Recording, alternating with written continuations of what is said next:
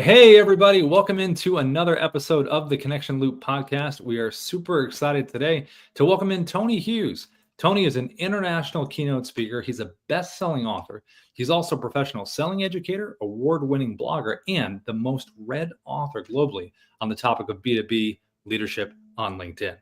Now, Tony's also a teacher, and he's got over 35 years of sales and business leadership experience. Tony, welcome into the podcast. Rob, thank you so much for having me on the podcast. I'm really excited about the conversation.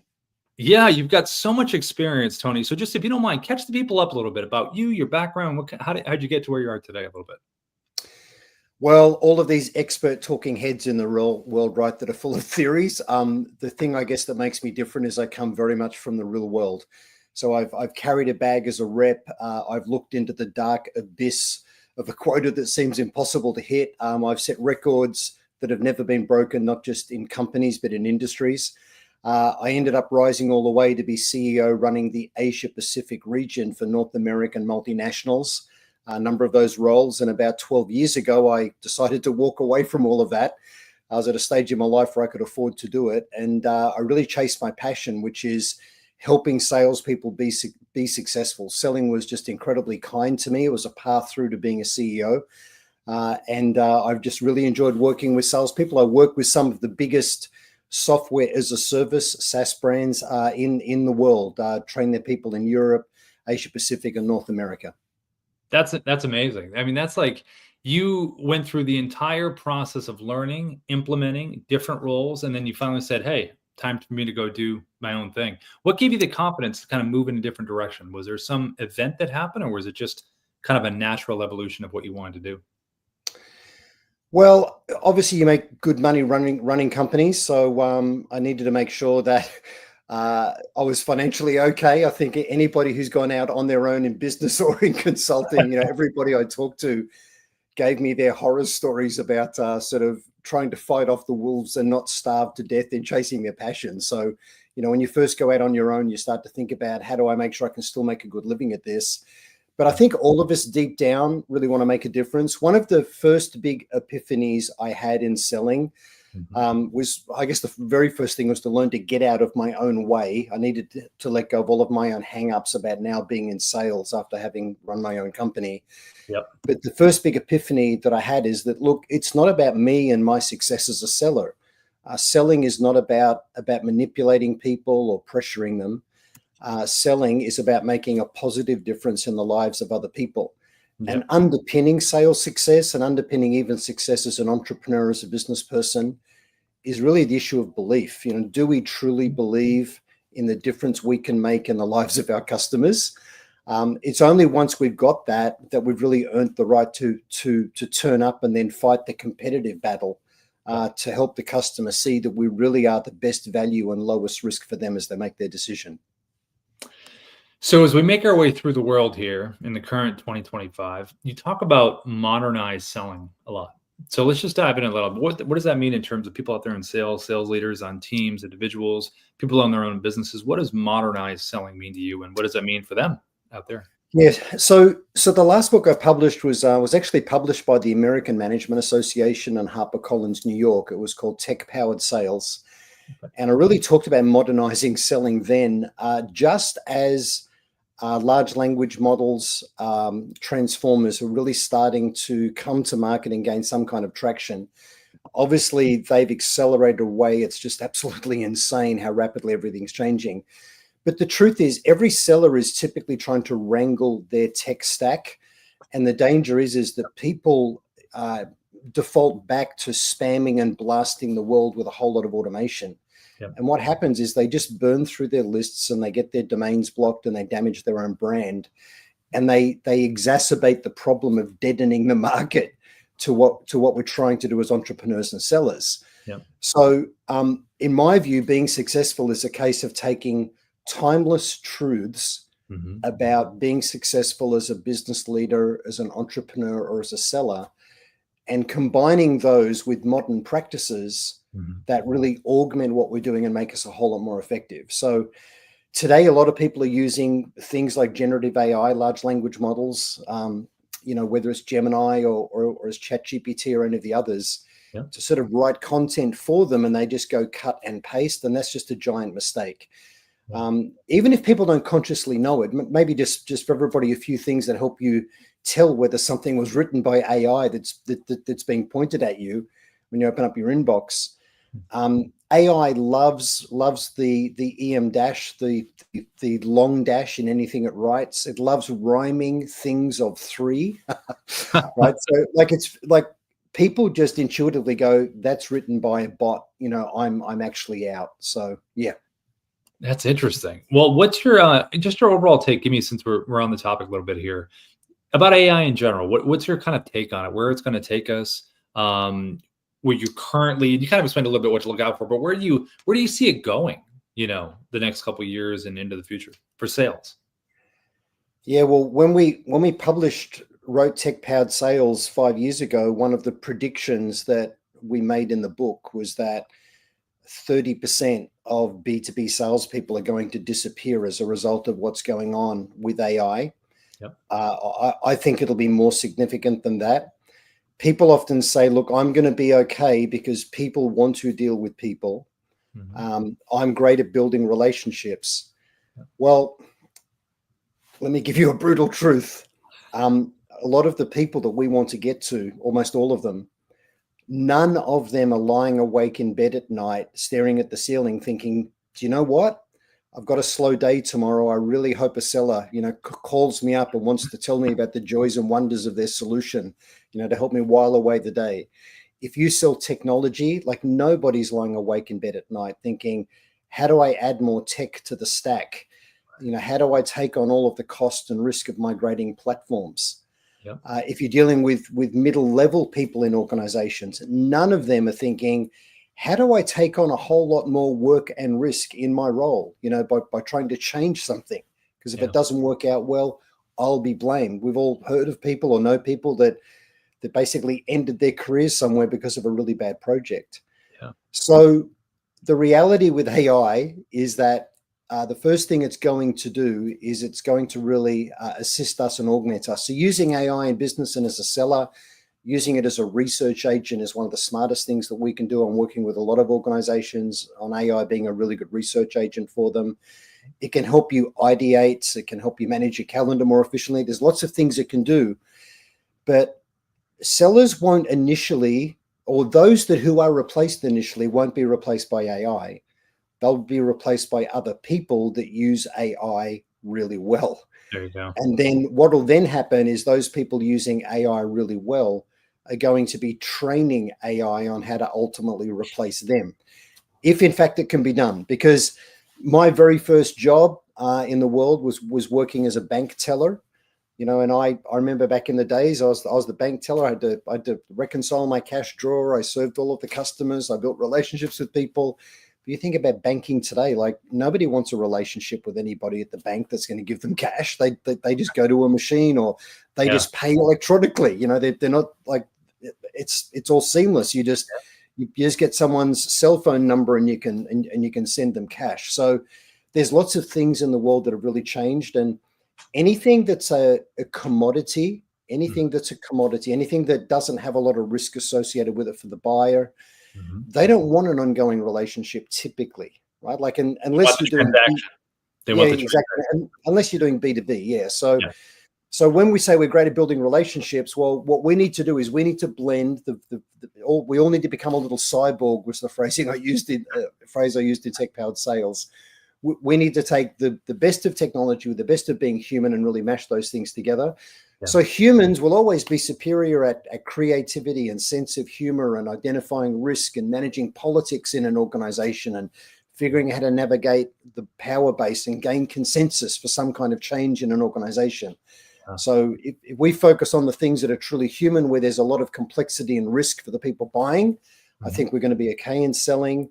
If we're really just building relationships and helping people transact, I think we're in trouble. Yeah, not only true, but just in terms of people really taking in that information and applying to what they're doing now and preparing for it. Because, a lot of the stuff that we do with AI here at Dubb is, supportive of the salesperson, like you talked about, disseminating information, providing the proper research, setting you up for success. but it's like that little person over the shoulder for the people that use AI really well. They're supplementing using it very well now, but the AI is also looking over the shoulder to be like, whoa, what's the next step in terms of doing what you do? So it's interesting Yes. as far as where it's going. What about as far as, we call it the Connection Loop podcast here, right? And I noticed that you had the Connection Loop framework method. So talk a little bit about that, what that means to people out there that are in sales. Yeah, so we've got a whole lot of methodologies with the company I'm CEO of called Sales IQ. Yep. But the thing we really encourage people to do in going back to basics and applying timeless truths is the enemy of every seller, of every entrepreneur and business person in the world is really false hope, and the resource that they need to treasure is time. So many sellers today are good enough to generate interest in conversations, but often not good enough to generate real buying intent inside the customer organization. So what we focus on is everybody needs to relentlessly target based on ideal customer profile. So the whole world is not a prospect for us. What does our ideal customer prospect really look like? How do we define that? We call them firmographics, psychographics, and technographics, including competitor attributes that really make an organization line up well for us. We want to sell where there's strong alignment. So we can work with the customer to engineer value rather than trying to be an evangelist where we're not going to get anywhere anyway. Yeah, and then once we do that, we then really need to understand the roles to whom we sell. So what we call buyer persona roles. And once we know how people are measured in role and the metrics that matter for an ICP organization and industry, so then you blend KPIs and the management by objectives, the key result areas, the metrics that matter. You then need to do the third thing. So first thing is target well based on ICP, understand those that you engage with in your buyer personas. And then the third thing is nail the narrative. So we need to turn up with a customer-centric point of view on how they can drive improved results in their role. And then once you've earned the right to have conversations with people that are really within your target market, once you've done that, you then need to find a way to break through. And my second book, was called Combo Prospecting. So it was about combinations of touches that pattern interrupt people. So most people are way too passive. So they're either loading into their Gatling gun of AI automation, spam, right? And it just damages them. Or if they've got a reasonable message, they're going through single channels, all spaced out and being too passive. So we have this thing of pattern interruption. You want the person's device you're trying to get hold of. You want it to ring, ding, and bing all within 90 seconds. 48 hours later, you do it again. You don't talk about yourself or your solution. The more we talk about us and what we do, the more we generally tend to create objections. So, and then, obviously the key is, use a mashup of technology to really help you be hyper effective in those areas, in being able to find the right organizations, being able to understand your buyer persona, and then building cadence and sequences. Ring, ding, bing, RDB. Yeah.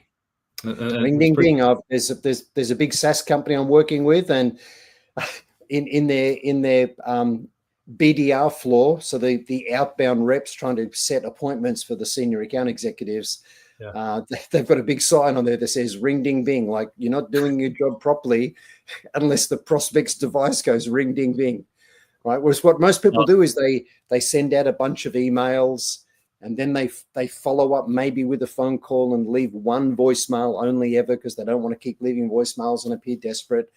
But the truth is, selling is first and foremost, as I said at the beginning, a battle of belief. And the thing is the customer's belief that nothing's broken and everything's okay going to win?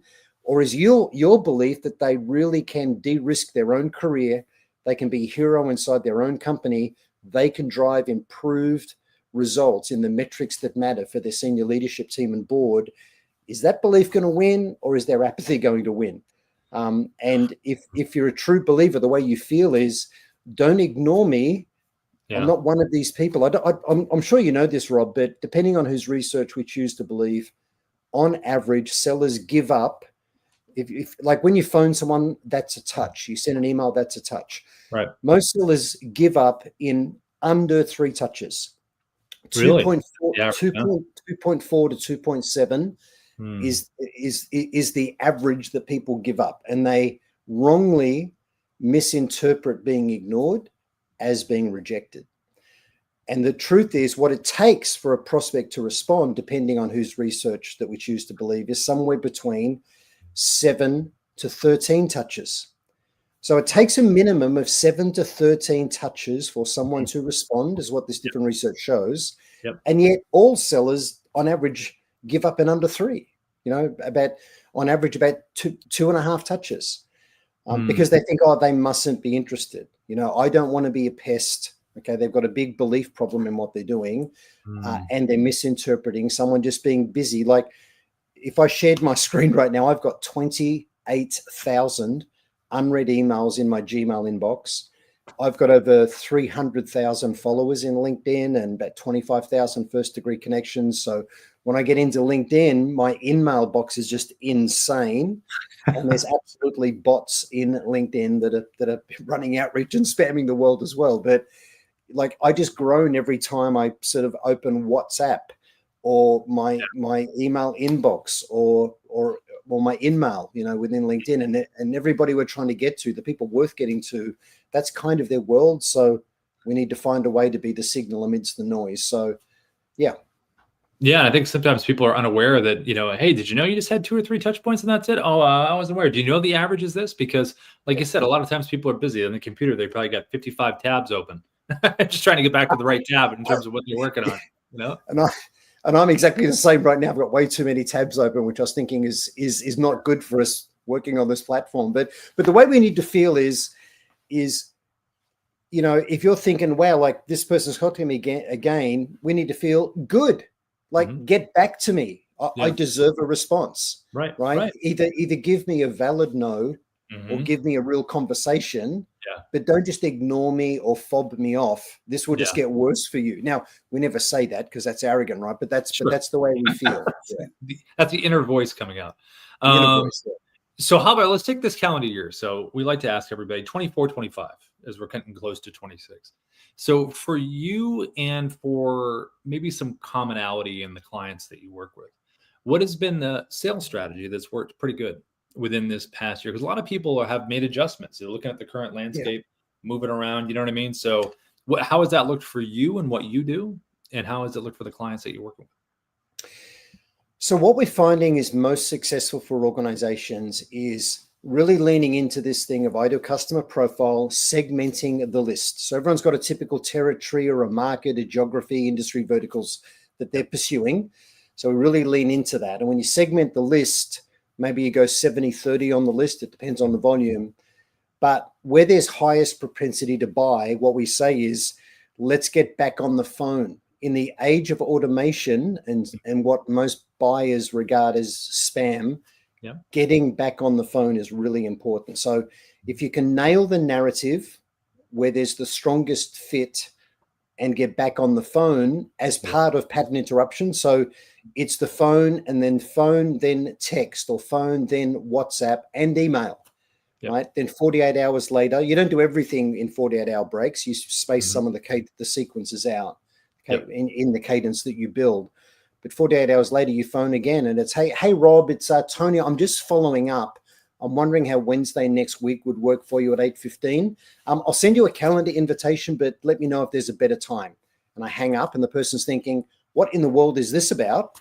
Right. And then I immediately bump that first email back at them.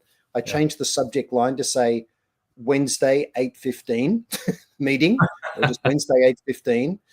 I add into the thread about the meeting, and then I send a calendar invitation. So what I've done is I've done 7 touches. So I've done 7 touches in just 48 hours, and 7 is the minimum. Is typically the minimum that it takes. But I've condensed them together, and I've done all of it within 48 hours. Whereas most sellers will take maybe 5 weeks to do 7 touches, and it's all single thing at a time and just gets ignored.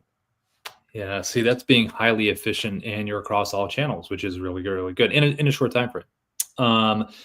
All right. So Tony, pick something out here. So in your vast career that you've had, what's been like the biggest mistake or thing you had to learn from over the years where you're like, oh, I did this thing, it didn't work, or I was doing this thing and then I learned that I shouldn't be doing it. From your experience, what can you kind of bring to the forefront in terms of something you were doing and then you realized that you changed it? Let me respond to that with a few things, and I'll be quick. So first of all, something for the sales leaders, the business owners, the CEOs that are watching this. The biggest mistake I made as a leader, without doubt, was holding on to the wrong people or the wrong person for too long. If you know that someone is just not the right person in the role, you need to make the decision. It's not in their best interest for them to stay in a role that they're not being successful in. Mm-hmm. Yes, the diagnostic tool that we need to use first is a mirror. Have we done everything that we could possibly do to help this person be successful? If they're a sales rep, have they got a decent territory? Have we enabled them well? Are we actually supporting them?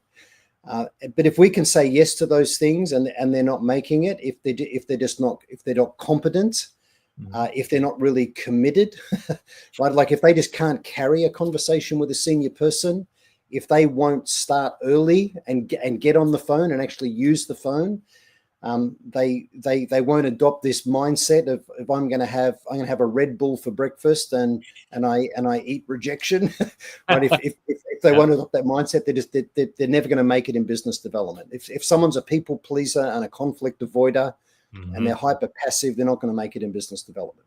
Yeah. Then for salespeople, the biggest mistake I made when I first got into sales when I was 25 was every sales conversation was kind of the same. It was about why we were uniquely different. Mm-hmm. This is why we're uniquely different. Yep. And I realized that's a giant mistake. That conversations may be relevant for an inbound inquiry. If an inbound inquiry's come in, the customer's thinking, well, I'm looking around, why are you different? Yep. What I realized for outbound, if I'm generating opportunities and building brand new conversations with people, no one cares about why we're different until they first made the decision that they need to invest in change. So I learned I need to lead with why change and why make that change a priority. So why change, why now, in essence, and anchor the whole conversation around their business case for investing in change before I start to get into why I think I actually competitively differentiate. So, they would probably be two things for both the leader and actually the seller. Yeah, it's interesting. With a lot of the interviews we've done here on the podcast, it's always really insightful to hear from people that are successful like yourself, that have done a lot of different things, that have such a thorough career and seen a lot. There are always good points that people bring up in terms of what they learned and the adjustments they made. Yeah. And also the advice for folks out there that are going through that right now. They could be, in their 20s, starting. They're doing that thing right now that maybe at the end of the day, they'll say, oh, I was doing this thing, and they can learn about it early. So that's really, I think, the really cool part about a lot of this. All right. So you're also an author, Tony. You're a writer as well. And what's on the horizon? Because there was a little bird that flew in the office and said, there's some book that's coming out that you have, Tony. What is that? Yeah, well, anybody that's following me on LinkedIn will see me publishing a lot about my new book, Sentient, Meet Your Maker. It's my first purely fiction book. So my first business book was written as a true story, but it was fiction. Telling great true stories is the way to help people remember things. But this is my first book that's purely fiction, and it's set in 2027, where Donald Trump is president still. But it's all based in reality, and it's about the forecasted 2027 AI singularity, where artificial general intelligence is achieved. I've been deep down the rabbit hole with AI for 2 years. I obviously work with AI with what I do. I think there's massive existential risk for humanity. It's entirely possible that AI is mankind's last great invention. Yeah. And the thing that's really interesting is almost without exception, like 99% of the experts in AI, including people like Jeffrey Hinton, who's regarded as the godfather of AI, are all quite negative and dark about where this is all likely to go. So, is it going to be utopia or dystopia? we obviously get to design our own future, but this book is a story about what happens when AI does become sentient, and how can we make it safe. So it's a pretty wild ride. I've had amazing reviews. I had one chief technology officer in Silicon Valley read the thing and say to me he's going to buy copies for all of his friends and family because he struggles to explain AI and why we should be concerned to them. But yeah, it's a good story. That's amazing, Tony. Congratulations. That's so great, going to make the transition from factual stuff to, there's fact in the fictional, but I mean, really going to that storytelling world of like, these are the characters, this is what's happening, characters that people can relate to. And the fact that singularity has been the phrase that's been out there for how many years now? Like that's almost what it's heading towards, right? Yeah. And it's like, it's just incredible to actually watch. Like all of these models now are smarter than humans, Grok, for example, and they all keep leapfrogging each other. But, Grok recently announced that Grok aced PhD level exams in math, physics, and English. There's no human that can touch AI in specific domain areas. What's missing is its ability to contextualize and actually rationalize. AI is going to be orchestrating lots of other AIs, and it's the human level intelligence in being able to really attribute meaning and contextualize things well and make good moral judgments. There's always lots of unintended consequences. So, that's kind of the big, that's the big frontier. But Elon Musk, I think, has got the best approach to safety. His belief is that AI needs to be built in a way where it's maximally curious and truth-seeking. If it's seeking to do that, but it'll probably be the safest. But we're definitely in a incredible inflection point in human history. Well, it's kind of like, what are the true motives of the AI? If it's about true research on disease and growth and great things that it maybe could figure out that we could never figure out, well, that's fantastic, as long as it has the approach of, I'm supporting the human race, and that little baseline spine of like, that's the kind of the reason, I'm here. But the moment that changes, then it becomes a little bit different of a conversation. It's like, whoa, wait a minute. Why are you over here? Oh, I just decided I'm going to, what was the reason for that? Oh, don't worry about that. Well, Rob, I don't know whether you agree with this, but the thing I found working with AI is the hardest thing is to construct the right prompt. Like if you don't ask the right question the right way with all the right guardrails, you don't get back what you were looking for. True. And you imagine asking a super intelligent AI permanently eradicate cancer. Permanently eradicate cancer. Well, one way to do that is to eradicate all of the hosts of cancer. Right. It's probably the most efficient way to do it. So there was once one of the scientists ran an experiment asking AI how would it optimize paperclip manufacturing, right? And you go, well, if that's purely the goal, the whole world is going to be repurposed for making paper clips. But so like you're saying, that simple, you need more color on the palette, because it will only take it from like, and sometimes almost that person takes the joke of the literal sense of the joke. It's like, wait, but hold on, but there's other layers to it that, I see they have to understand the other layers. So that's a huge part of it. You're right. Yeah. And the thing that people don't realize is when you give AI a goal, there's going to be two sub goals that will automatically come into play. One sub goal is protect yourself, because I can't complete my goal if I'm not here to be able to do it. Yeah. So they've actually caught AI trying to prevent itself from being turned off. It tries to just, all of that, and it leaves notes to a future version of itself if it can't protect itself. Yep. And then the second thing is gain greater control of resources. So self-protection and gain control of resources, at the most fundamental level, anything, even if it's not sentient, but any form of life will seek to do that. So it's really, really interesting. But thank you for asking, and it's going to be published in October this year. So it's October 2025. Very exciting, Tony. Well, Tony, thank you for coming in, my friend. Really great conversation. A lot of different topics. I think a lot of things people can really take away from, and we really appreciate you being here. Thanks for setting aside the time.